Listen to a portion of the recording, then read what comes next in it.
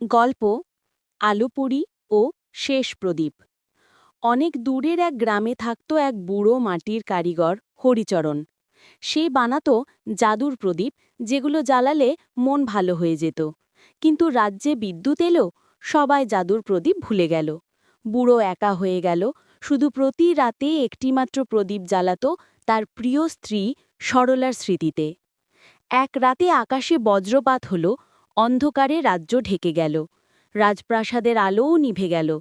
রাজা হুকুম দিলেন যে আমার রাজ্যকে আলো দেবে তাকে সোনার মুকুট দেব।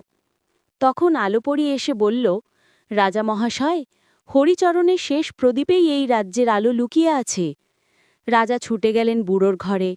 সেখানে দেখা গেল এক ছোট প্রদীপ জ্বলছে, যার আলো যেন সূর্যের মতো উজ্জ্বল।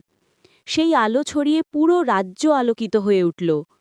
রাজা মুগ্ধ হয়ে হরিচরণকে জাদুর কারিগর উপাধি দিলেন। কিন্তু পরদিন সকালে বুড়ো আর ছিল না, শুধু টেবিলে রাখা প্রদীপটা নরম আলো ছড়াচ্ছিল। লোকেরা তখন থেকে বলে, যখন পৃথিবী অন্ধকারে ঢেকে যায়, কোথাও না কোথাও হরিচরণের প্রদীপ এখনো জ্বলে।